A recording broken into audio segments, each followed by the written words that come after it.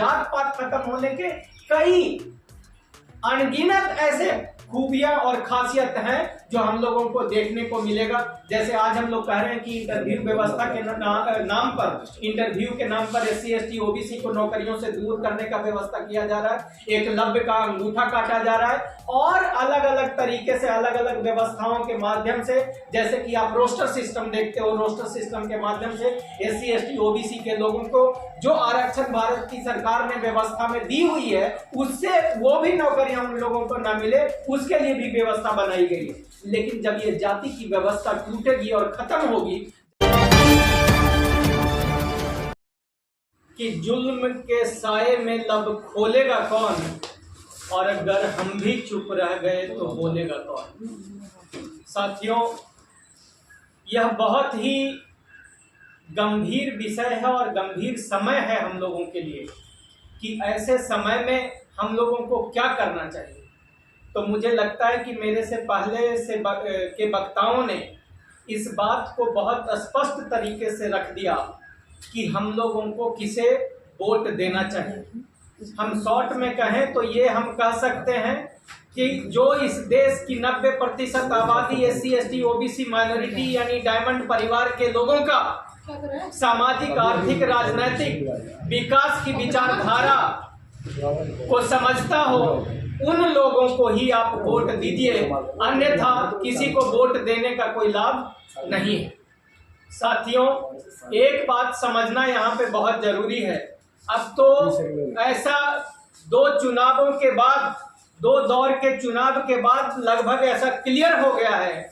कि इस देश की तानाशाह सरकार जा रही है और इस देश में बहुजनों की यानी डायमंड परिवार की सरकार आ रही है।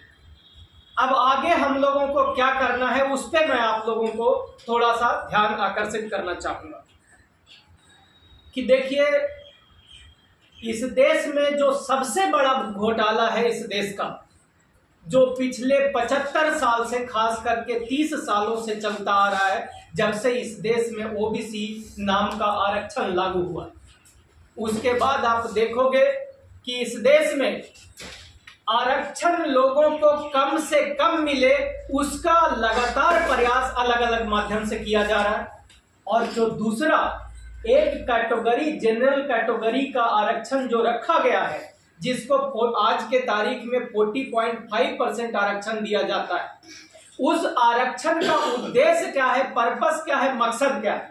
तो एक शब्दों में मैं बोलूं कि उसको राष्ट्र निर्माण के लिए रखा गया है। आज यह प्रोग्राम भी राष्ट्र निर्माण संस्था करवा रही है, डायमंड परिवार करवा रही है, यदुवंशी महासभा करवा रही है। तो इसका उद्देश्य क्या है?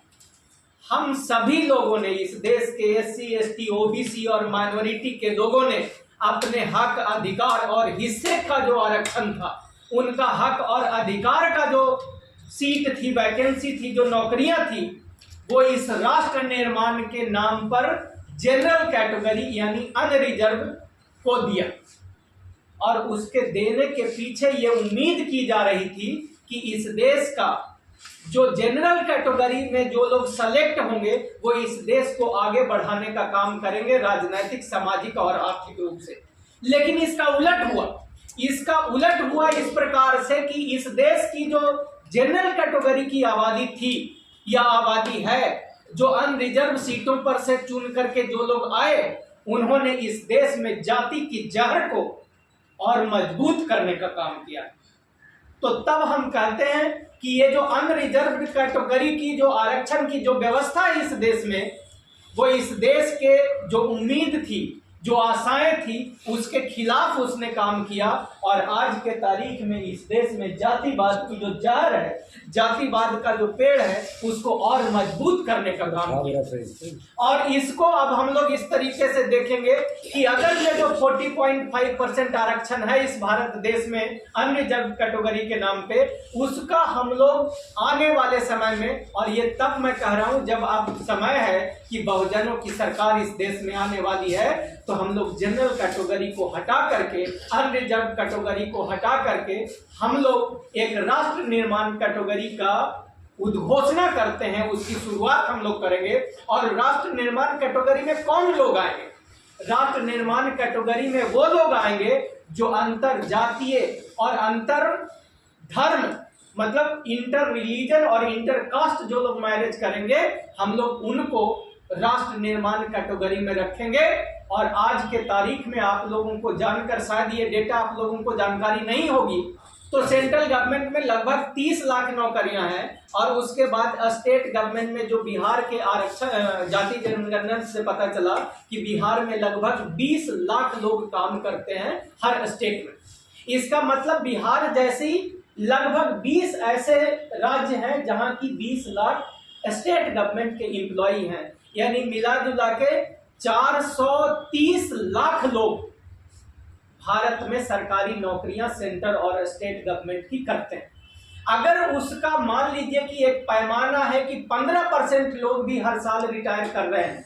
तो इसका मतलब उसका लगभग 60 लाख नौकरियां हर साल इस देश में लोग रिटायर कर रहे हैं। और जितना लोग रिटायर करेंगे उतने ही लोगों की नई रिक्रूटमेंट होती है। तो अगर इस जनरल कैटेगरी के जगह पे राष्ट्र निर्माण लोगों का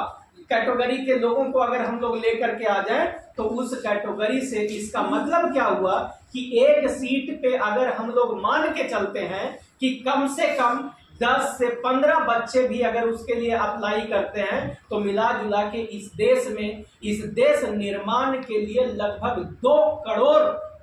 हमारे नया युवा सैनिक जो जात पात में विश्वास नहीं रखेंगे, जो जातीय व्यवस्था की दीवारों को तोड़ने और दरकाने का काम करेंगे, ऐसे हर साल इस देश में 2 करोड़ लोग तैयार होंगे जो जातिवाद को खत्म करने का काम करेंगे। और हम इसको,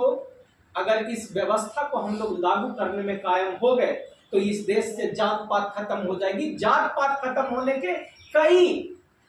अनगिनत ऐसे खूबियां और खासियत हैं जो हम लोगों को देखने को मिलेगा। जैसे आज हम लोग कह रहे हैं कि इंटरव्यू व्यवस्था के नाम पर, इंटरव्यू के नाम पर SC ST OBC को नौकरियों से दूर करने का व्यवस्था किया जा रहा है, एकलव्य का अंगूठा काटा जा रहा है और अलग अलग तरीके से अलग अलग व्यवस्थाओं के माध्यम से, जैसे कि आप रोस्टर सिस्टम देखते हो, रोस्टर सिस्टम के माध्यम से SC ST OBC के लोगों को जो आरक्षण भारत की सरकार ने व्यवस्था में दी हुई है, उससे वो भी नौकरियां उन लोगों को न मिले, उसके लिए भी व्यवस्था बनाई गई है। लेकिन जब ये जाति की व्यवस्था टूटेगी और खत्म होगी, जब जातीय व्यवस्था दरकने लगेगी, तो उसके बाद इस देश से जात पात खत्म होगा और करोड़ों करोड़ युवा साथ मिल करके इस देश को एक मजबूत और ताकतवर राष्ट्र बनाने का काम करेंगे। और मेरा पूरा विश्वास है कि इस प्रकार से हम भारत को कम से कम समय में एक विकासशील से विकसित राष्ट्र बनाने में हम लोग कामयाबी हासिल कर सकेंगे। जय भारत, जय डायमंड।